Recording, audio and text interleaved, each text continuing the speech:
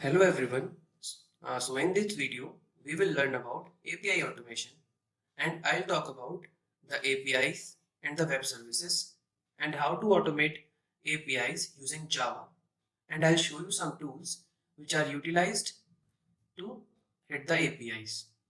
So what an API is? An API acts as an interface between two applications so that they can communicate. And we have methods and libraries for that purpose. And the APIs build upon these methods and the software programs. And what is web service? Whenever we are communicating with the API and the action involves sending the data over the network, then web services comes into the picture. There are two types of web services. The first is RESTful and another is SOAP. RESTful signifies representational state transfer and SOAP signifies simple object access protocol. And in SOAP APIs, we generally use request and response payload. I'll show you in the next how we can give the request payload and get the response. So in the SOAP request payload, we have the structure like this. So such kind of attributes we use like envelope, body, headers, whatever information we need to send to the APIs. And we have the basic information here, what we want to send. So this is the basic structure for SOAP payload. And in the rest, we have basic JSON and basic XML generally used. Although there are some more kind of formats, but these are the example. The basic JSON, the basic XML. So such kind of structure we get in the response or we can give in the request.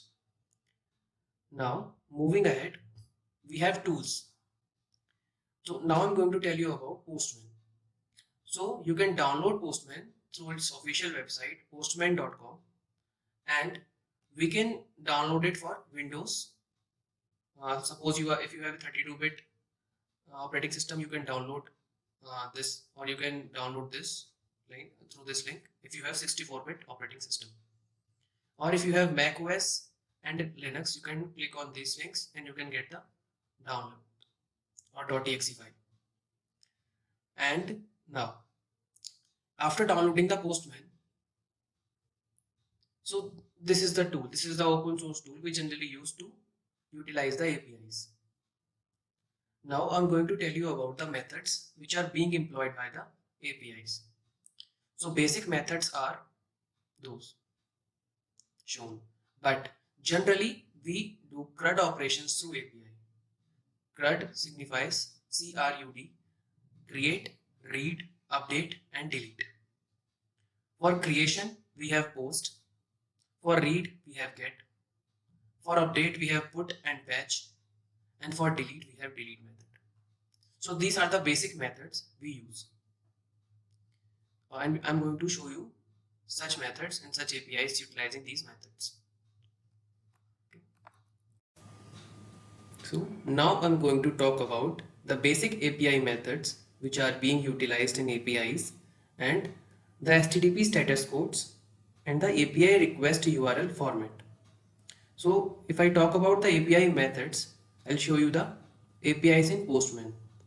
So I have some dummy APIs which I have found on Google for the trial purpose and for the learning purpose.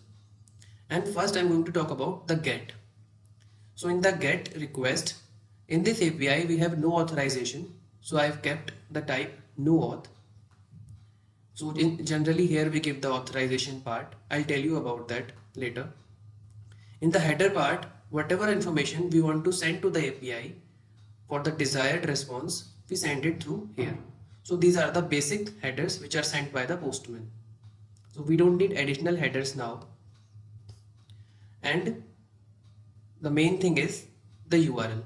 And we have the path parameter here, which signifies the ID or whatever information we want. We have the information like what can be this attribute. So if I click on send button, I'll get the status as 200 OK. So which means the request is processed and I'm getting the result as JSON. So it's a REST API and That's how it's working.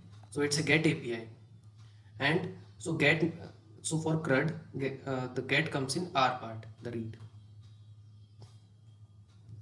Now for post API, here also we have authorization part as no auth, and there are general headers which are being utilized by Postman. But in additional to that, we give the JSON body as a request payload. So here we are giving the JSON. So we have kept it the JSON, and it's the raw part of body. And if I click on send button, the request is sent. So we have general convention for get, like we should get the 200 status code, and similar to that we have general convention for post. So here we should get 200 OK if we don't have any data posted on the server or the database, or it's depend upon the developer how he is going to implement it. So these are the general conventions which we follow, and these are not the standards. So in general post API we get 201 OK, and data is posted to the server or added to the database it is the API is pointing to. So currently this API I've had, so it's given the 200 OK, and it is not giving us the desired response as it is the dummy API. Okay, so this is the post API, and the next is put. The example of put API is, so in the put we have update part. So whatever data we have in the server on the database, the API is pointing to for this ID or whatever attribute it can be. It's depend upon the executor or the developer. Okay, so we have headers part. So these are the general headers which are used by the Postman. Body. So in the JSON body, I have written the ID or the updated title or the updated body for a particular user ID. If I click on send, so it updates my request for a particular ID. So whatever title the ID one has earlier, so it has updated to the astrophysics, and the body is updated to Gemini. So the put helps in the updation. And in the delete part, if you want to delete a request from a server or from the database it is pointing to, we can click on the delete part, and we generally give the headers only. I mean, we don't give the body here generally, and we have the parameters we can give here. I'll show you about the parameters. If I click here, control enter is the shortcut for the send button. Then the data is deleted from the server or from the database this API is pointing to for this particular parameter. It can be ID for a particular person or the primary key, we must say if we talk about database. Yeah. So these are the status codes we have. If we are getting 1xx, that's an informational response. That means the request was received and it's a continuing process. And 2xx successful. And I have shown you the APIs which are giving the status in 2xx format, 200. And if generally we have specific status code for a specific response, like you might have heard about 404. It's widely famous. If the particular data is not present on the server, then it gives the 404 error. So we have convention for every kind of every kind of information we send through the server. Now we are left with some status codes. The 3xx redirection. Whenever we get status code start with 3, that means further action needs to be done in order to complete the request. This is regarding the redirection to a specific point. And 4xx, the client error. The request contains either the bad syntax or it cannot be fulfilled. So the responsibility of client to send the needful request.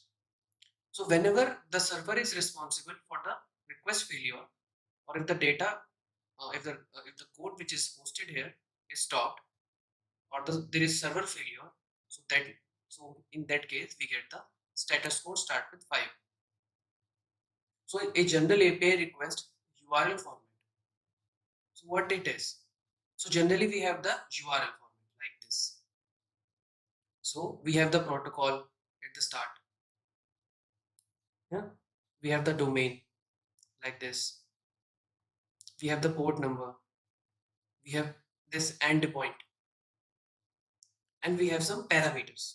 So if the parameter is written after the question mark, so that's a query parameter. So we can separate the query parameters using AND keyword, and we can initialize the parameter using equal to. Okay. So I've written the similar things over here.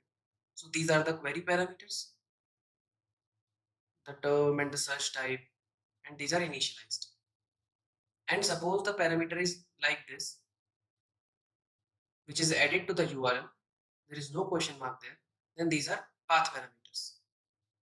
And one more kind of parameters which are being utilized here are body parameters. So in the body parameters, I've already shown you in the Postman. In general, the post request and the put request, we see the body. So if we want to give these as a parameter, so these are the body parameters. Now next, we have the authentication types. So I told you initially that these APIs are not using any authorization. Suppose if I talk about this, in the authorization part, there is no authorization. So generally nowadays we are using the basic authentication and the OAuth. So in the basic authentication, we have to set the basic part here, basic auth, and we have the username and password set by the developer for the particular request. So if we click on send button using the username and password and the basic auth, then only we get the desired results. And generally the data is encoded in the 64-bit format and it's sent to the server.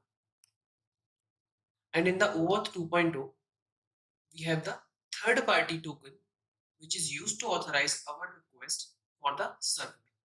So we have the token here which we used instead of any username password, and we have the third party server which validates a user on a particular application. So that's the part of OAuth 2.2.